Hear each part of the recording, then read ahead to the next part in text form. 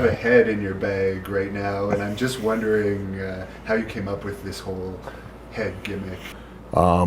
You know, I was doing the Leif Cassidy thing for a while by myself. I was real frustrated. And that was, and my own frustration was born out of my own stupidity, my own ignorance, and my own immaturity, and you know, in my believing that I wasn't given opportunities, when really every time I was put on TV, I was given an opportunity, and I was put on TV a lot. Even as Leif Cassidy, I was put on TV a lot. People don't realize just how much TV time I've gotten over the years, you know, and I didn't realize until I really started looking back, and I went, Jesus Christ, I was on TV a lot. Doesn't matter if you win or lose. That's the stupidest thing to think like. Wrestling on TV is a commercial and you're a product. How much commercial time did I get over the years, even as Leif Cassidy? But I was frustrated. I was very short-sighted. I couldn't see beyond the nose on my face. I had a match with Flash Funk that apparently impressed the right people. I'll never forget it. You know, Shawn Michaels came and tried to have a conversation with me. I was had my head so far up my ass. Bruce Pritchard came and tried to have a conversation with me right after. Still, my head was so far up my ass. They apparently went back and reported that my head was up my ass, and then it never went I never went any further. So I just became more and more and more frustrated. And about that time, Paul started some type of working relationship. Paul Heyman started a working relationship with Vince McMahon. I was buddies with Candido. We were really good friends, and he was like Paul's right-hand guy. Chris played an important role, you know, because I said I knew in my heart I had to get out of WWE and go somewhere else and get myself back over in order to come back to WWE in a better spot or go someplace else. Otherwise, my career was over. I knew it. I knew it, and I had to do it. So I had a 2-year contract, and when the 90-day term come up, I wrote and asked for my release, and Bruce Pritchard rolled my contract over, wouldn't let me quit, which, so I went to Chris. We had been talking the whole time, and Chris went to Paul, and Paul went to Vince, and I was put on loan to ECW at the time. And Paul had no plans for me. Paul had nothing, no grandiose ideas. I showed up there, and I started doing different things, because right before I left, you know, I lost a couple matches, and I went crazy and went after Jim Ross. And nobody called me down about it. Nobody said, you know, just so you understand, the big BS thing is that Vince doesn't want you to get over, which couldn't be any more mistaken. Vince wants everyone to get over, because the more everyone gets over, the more he's successful and the more money he makes. So once you step through that curtain, you're free to do whatever you want, but you got to make sure it works. That's all, and that it's worth watching. That's your responsibility. Don't believe all the crap that you hear about, well, yeah, there might be guys around Vince that will do so, but nobody can do anything to stop you from getting over once you step through that curtain. And nobody can do anything to keep you from doing whatever business you need to do once you step through that curtain. So were you paid by Vince in ECW then, or by? I didn't ask Paul, you know, I don't care, as long as money's there. Right. Paul paid me, as far as I know. Okay.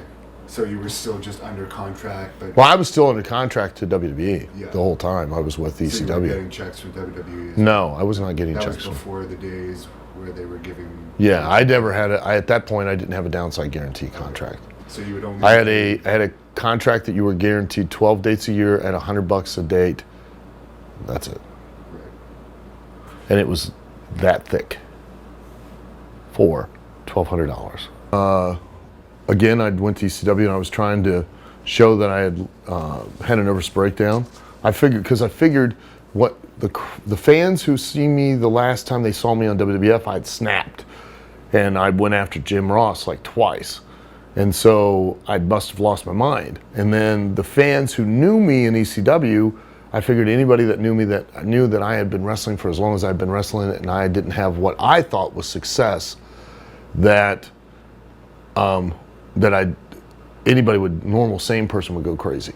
So I started trying to show that while I was wrestling, but none of it ever really clicked. And then one night I worked with Great Sasuke and at the arena, and we came back, and that, you know, they do that part where they made the Mother's Day parade floats on the other side of the building, and I happened to pick up a styrofoam head, and I remembered I was reading a book on abnormal psychology, and there was a lady in there who had paranoid schizophrenia with a transference disorder, meaning that she thought she heard voices from like this light, and that the light was crazy, not her.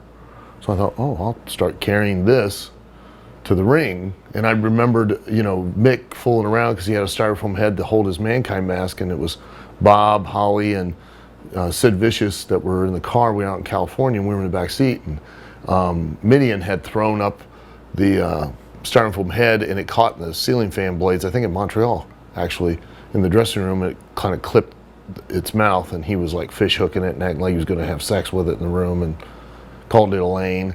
And that was, you know, the combination of all those things kind of made me go, hey, you know what? I'm going to take this to the ring and treat it like it's a real person, and like they're talking to me, and like they're crazy and I'm not. And then I did it for a long time. And Paul was like, I hate your manager, I don't like it, blah, blah, blah, blah, blah. And it just kept working. People kept getting with it. And then all of a sudden, Paul was on board, and he was like, you know, you're going to be the next great cult babyface. I'm like, you crazy? I'm a heel. I'm a psychopath talking to a head. I'm not going to be a babyface. And he's like, oh yeah. So we'd worked in New Britain, Connecticut, and then we worked in Stamford. It was like October and Halloween. And he's like, tomorrow night we were good at the arena, and you know, I'm going to have you come out and you're going to do something with Sandman, you know, with the Sandman shirt around the head or whatever. And just like 2 nights before, I'd gotten the actual mannequin head, because I knew I needed one with an actual face. I was just using like styrofoam ones and stuff. And Spike Dudley and Mikey Whipwreck pulled it out of a barrel that fans had brought a bunch of weapons for New Jack to use. So that was where I got head. And then the next night I worked with Paul, was Cato, from Thunder Bay, Ontario. Oh, Paul Diamond. Paul Diamond. And he went to give me a gourd buster, and my arm caught up underneath me, and it dislocated my shoulder.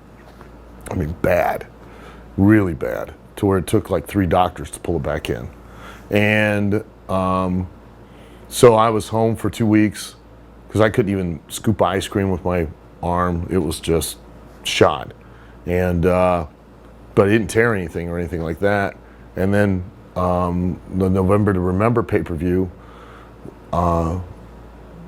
what got me over again, what got me another opportunity was an interview that Candido had went and politicked for me to do, which was the interview where I was backstage in the locker room.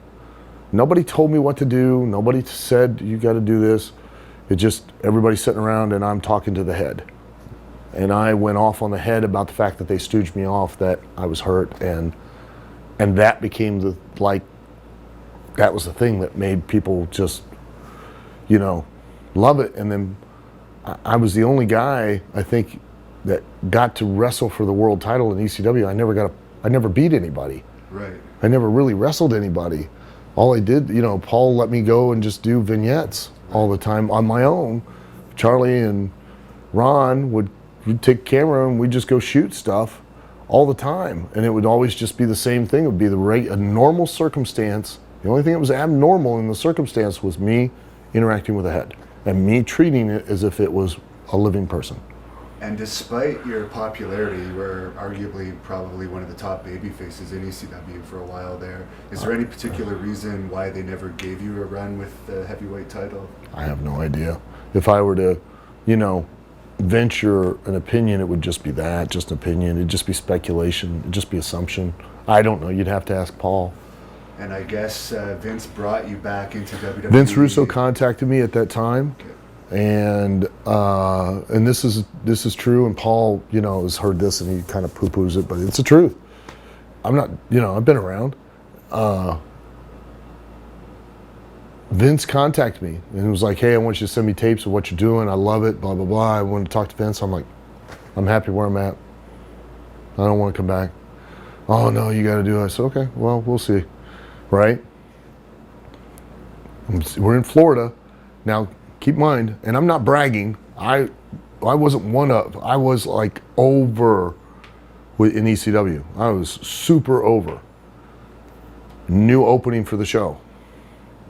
I'm nowhere on it. Clearly, there are no plans for me here. Hey, Vince, I will send you those tapes tomorrow. Then Vince McMahon calls me up. And again, both times I was hired, I didn't speak to anybody else. I spoke to Vince McMahon. And Vince McMahon hired me, brought me in. Not hired, because you can't hire a wrestler and you can't fire him. That's a stupid fan idea.